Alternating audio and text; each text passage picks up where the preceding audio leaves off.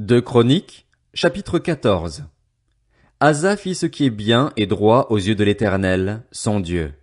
Il fit disparaître les autels des dieux étrangers et les hauts lieux, il brisa les statues et abattit les poteaux sacrés.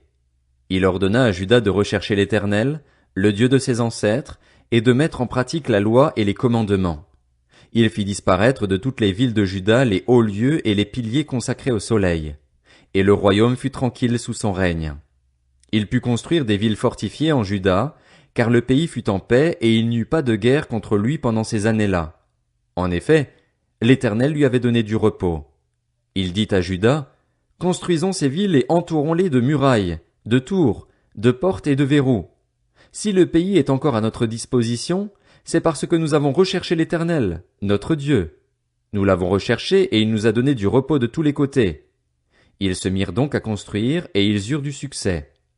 Asa disposait d'une armée composée de 300 000 hommes de Juda capables de manier le bouclier et la lance, et de 280 000 hommes de Benjamin capables de manier le bouclier et de tirer à l'arc. C'étaient tous de vaillants guerriers. Zérar, l'Éthiopien, se mit en campagne pour les attaquer avec une armée d'1 million d'hommes et 300 chars, et il atteignit Marécha. Asa marcha à sa rencontre et ils se rangèrent en ordre de bataille dans la vallée de Tsephata, près de Marécha. Asa fit appel à l'Éternel, son Dieu, et dit, « Éternel, toi seul peux secourir celui qui a beaucoup de force comme celui qui n'en a pas. Viens à notre aide, Éternel, notre Dieu, car c'est sur toi que nous nous appuyons et c'est en ton nom que nous sommes venus contre cette foule. Éternel, tu es notre Dieu. Ne laisse pas un homme l'emporter sur toi. » L'Éternel frappa les Éthiopiens sous les yeux d'Asa et de Juda, et les Éthiopiens prirent la fuite. Asa et le peuple qui était avec lui les poursuivirent jusqu'à Guérar, et les Éthiopiens tombèrent sans aucun moyen de sauver leur vie, car ils furent détruits par l'Éternel et par son armée. Asa et son peuple firent un très grand butin. Ils conquirent toutes les villes des environs de Guérar, car la terreur de l'Éternel s'était emparée d'elles, et ils les pillèrent toutes, car elles contenaient un butin considérable. Ils frappèrent aussi les campements destinés aux troupeaux, et ils emmenèrent une grande quantité de brebis et de chameaux. Puis ils retournèrent à Jérusalem. Deux Chroniques, chapitre 15. L'Esprit de Dieu reposa sur Azaria, fils d'Oded, et celui-ci alla à la rencontre d'Asa et lui dit, « Écoutez-moi, Asa ainsi que tout Juda et Benjamin. L'Éternel est avec vous quand vous êtes avec lui. Si vous le cherchez, vous le trouverez, mais si vous l'abandonnez, il vous abandonnera. Pendant longtemps il n'y a eu pour Israël ni vrai Dieu, ni prêtre qui enseigne, ni loi. Mais dans leur détresse ils sont retournés à l'Éternel, le Dieu d'Israël. Ils l'ont cherché, et ils l'ont trouvé. Dans ces moments-là, il n'y avait aucune sécurité pour ceux qui allaient et venaient, car de grands troubles accablaient tous les habitants du pays.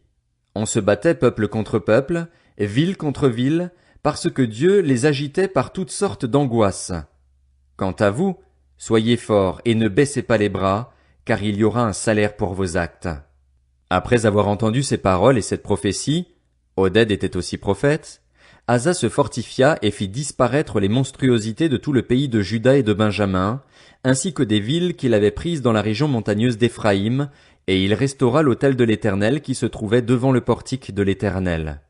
Il rassembla tout Juda et Benjamin avec les membres des tribus d'Éphraïm, de Manassé et de Siméon qui habitaient parmi eux. En effet, un grand nombre d'Israélites s'étaient ralliés à lui lorsqu'ils avaient vu que l'Éternel, son Dieu, était avec lui. Ils se rassemblèrent à Jérusalem le 3e mois de la 15e année du règne d'Asa. Ce jour-là, ils sacrifièrent à l'Éternel des animaux pris sur le butin qu'ils avaient ramené, 700 bœufs et 7000 brebis. Ils prirent l'engagement de chercher l'Éternel, le Dieu de leurs ancêtres, de tout leur cœur et de toute leur âme. Si quelqu'un ne cherchait pas l'Éternel, le Dieu d'Israël, il devait être mis à mort, quel qu'il soit, petit ou grand, homme ou femme. Ils prêtèrent serment envers l'Éternel à voix haute, avec des cris de joie et au son des trompettes et des cors. Tous les Judéens se réjouirent de ce serment, car ils avaient juré de tout leur cœur, ils avaient cherché l'Éternel de leur plein gré et ils l'avaient trouvé. Et l'Éternel leur donna du repos de tous côtés. Le roi Asa retira même le titre de reine-mère à Maaka, sa grand-mère, parce qu'elle avait fait une idole en l'honneur d'Astarté. Asa abattit son idole, la réduisit en poussière et la brûla au bord du torrent du Cédron. Cependant, les hauts lieux ne disparurent pas d'Israël, même si Asa s'attacha sans réserve à Dieu pendant toute sa vie. Il déposa dans la maison de Dieu les offrandes consacrées par son père et par lui-même, de l'argent, de l'or et divers objets. Il n'y eut aucune guerre jusqu'à la 35e année du règne d'Asa. 2 Chroniques, chapitre 16. La 36e année du règne d'Asa, Baécha, le roi d'Israël, monta contre Juda et il fortifia Rama pour empêcher les hommes d'Asa, roi de Juda, d'effectuer quelque manœuvre que ce soit. Asa sortit alors de l'argent et de l'or des trésors de la maison de l'Éternel et du palais royal, et il envoya des messagers vers Ben-Hadad, le roi de Syrie, qui habitait à Damas. Il lui fit dire, qu'il y ait une alliance entre toi et moi, comme il en a existé une entre ton père et le mien. Vois, je t'envoie de l'argent et de l'or. Va rompre ton alliance avec Baécha, le roi d'Israël, afin qu'il s'éloigne de moi. Ben-Hadad écouta le roi Asa. Il envoya les chefs de son armée contre les villes d'Israël, et il conquit Jon, Dan, Abel-Maïm et tous les entrepôts des villes de Nephtali. Lorsque Baécha l'apprit, il cessa de fortifier Rama, il interrompit ses travaux. Le roi Asa réquisitionna tout Juda pour emporter les pierres et le bois que Baécha employait à la construction de Rama. Il s'en servit pour fortifier Geba et Mitzpa. À cette époque-là, le voyant Hanani alla trouver Asa, roi de Juda, et lui dit, « Parce que tu t'es appuyé sur le roi de Syrie et que tu ne t'es pas appuyé sur l'Éternel, ton Dieu, l'armée du roi de Syrie t'a échappé. Les Éthiopiens et les Libyens ne formaient-ils pas une grande armée, avec des chars et un grand nombre de cavaliers? Et cependant, parce que tu t'étais appuyé sur lui, l'Éternel les a livrés entre tes mains.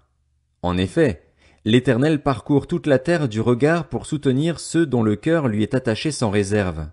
Tu t'es comporté de façon stupide dans cette affaire, car désormais tu auras des guerres. » Asa fut irrité contre le voyant et il le fit mettre en prison parce qu'il était en colère contre lui à cause de cette parole.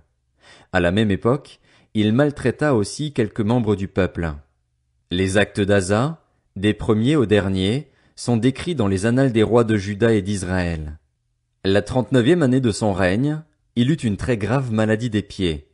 Toutefois, même pendant sa maladie, il ne consulta pas l'Éternel, mais les médecins. Asa se coucha avec ses ancêtres. Il mourut la 41e année de son règne. On l'enterra dans le tombeau qu'il s'était fait creuser dans la ville de David. On le coucha sur un lit qu'on avait garni d'aromates et de parfums préparés selon l'art du parfumeur, et l'on en brûla en son honneur une quantité très considérable.